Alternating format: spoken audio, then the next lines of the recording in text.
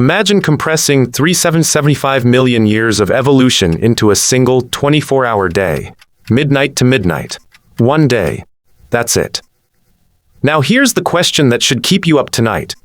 If that's true, what time exactly do humans show up? Spoiler, you are not going to like the answer.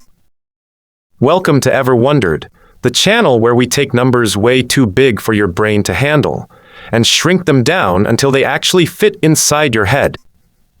Today we're compressing the entire journey from fish flopping in mud to humans arguing on the internet into one single day.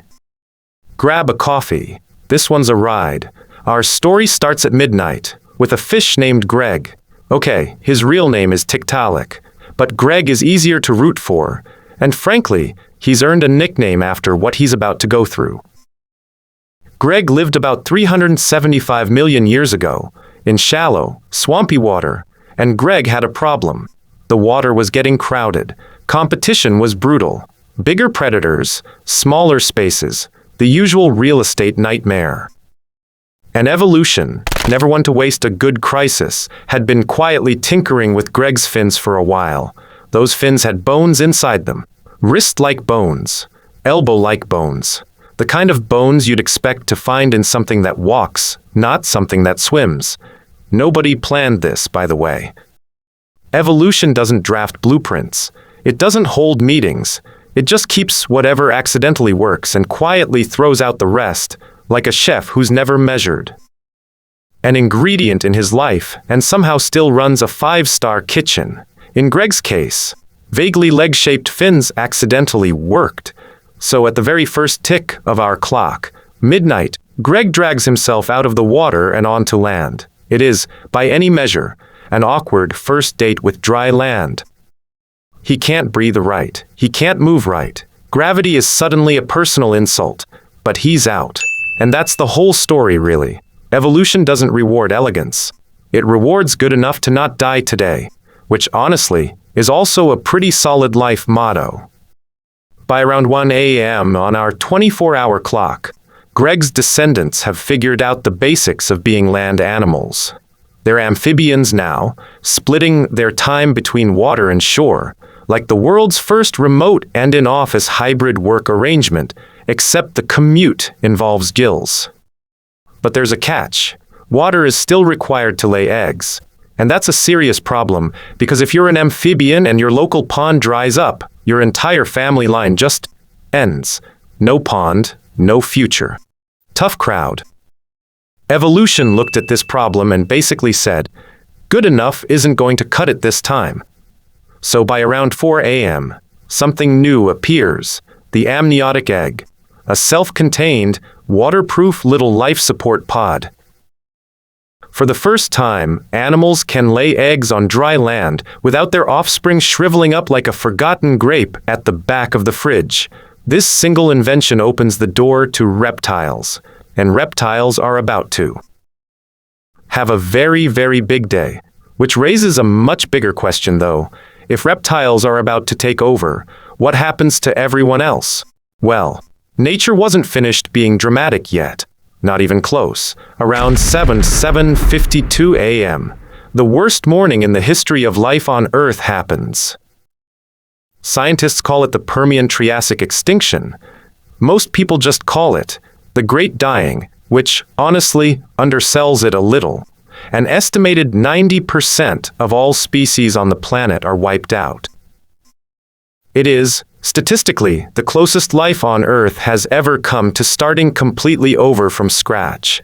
But here's the twist nobody saw coming. Mass extinctions are absolutely terrible for the species that die, and weirdly excellent for the species that survive. Less competition. More opportunity. Nature's version of a chaotic round of musical chairs, where 90% of the chairs just vanish, with most of the competition gone. A new group quietly starts to rise around 8:38 a.m. Dinosaurs. And they don't just rise, they take over completely. For the next several hours of our 24-hour day, which works out to about 165 million real years, dinosaurs run this planet like they own the lease, the building, and the entire city block. Meanwhile, at 9:36 a.m., something small and unbothered shows up in the shadows. The first mammals. Tiny, furry, mostly nocturnal, and almost entirely irrelevant to the plot. If this were a movie, they wouldn't even get a credited role. For most of the day, mammals are basically background characters. Dinosaurs get the close-ups, the dramatic music, the spotlight. Mammals get extra in scene, scurrying near the bushes.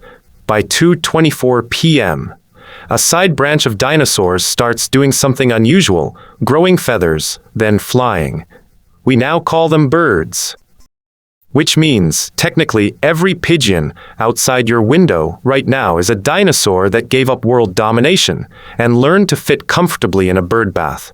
For hours, this is just how things are. Dinosaurs dominating, mammals hiding, the status quo holding steady, like it's going to last forever. It does not last forever. At 7:47 p.m., a 6-mile-wide asteroid slams into what's now Mexico, and in an instant, geologically speaking, the dinosaurs' 165-million-year reign is over. No warning, no negotiation, just a very bad Tuesday for every dinosaur on the planet. And here's the part that should genuinely bother you. The only reason mammals, and eventually us, got a shot at running things, is because a rock fell out of the sky at exactly the wrong moment for somebody else. We are, in a very real sense, evolution's backup plan. The understudy who only got the part because the lead actor got hit by a meteor. Literally, with the dinosaurs gone, mammals finally get their moment in the sun. By 8:18 p.m., the first primates appear, small tree-dwelling animals with surprisingly good depth perception and increasingly nosy curiosity. The kind of animal that just has to know what's behind that next branch. By 10:24 p.m., the First Apes show up, walking and climbing their way into the story. And by 11:33 p.m., the first early human ancestors are wandering around. We are deep into the final hour of our 24-hour day, and modern humans haven't even arrived yet. If you were watching this as a live stream, you'd assume the show was almost over with nothing left to see. So when exactly does Homo sapiens, you, me, everyone you've ever met, finally enter the story? 11:51 p.m. 69 seconds before midnight. Out of an entire 24-hour day representing 375 million years, anatomically, modern humans get just over a minute. 1 minute out of an entire day. Let that sit for a second. And it gets worse. All of recorded human history, every pyramid, every empire, every war, every single TikTok trend, happens in the final 1.15 seconds before midnight. The wheel, writing, civilization, smartphones, every argument you've ever had in a group chat. All of it, crammed into roughly the time it takes to read this sentence out loud. So that question from the very beginning, what time do humans show up, finally has its answer. We're not the main characters of this story. We're not even the supporting cast. We're barely the credits scene that plays while people are already grabbing their coats. But here's the thought worth sitting with. Greg the fish spent his entire existence just trying to survive one ordinary day in a shrinking pond. He had no master plan. No idea his clumsy, awkward decision to flop onto land would, 375 million compressed years later, eventually lead to indoor plumbing, jazz, space travel, and an animal capable of calculating exactly how late it showed up to its own story. Next time your alarm goes off, and you feel like you're running behind on life, remember this. You've got nothing on Homo sapiens. We're a species that arrived 69 seconds before closing time and somehow still managed to order dessert, start an argument about the bill, and ask for a doggy bag. Somewhere, in the very first second of this whole story, Greg would be proud, mostly confused about smartphones, but proud. If this completely rearranged how you think about your entire existence, you know what to do. Subscribe to Ever Wondered, because next time we're shrinking something even bigger. See you in the next one.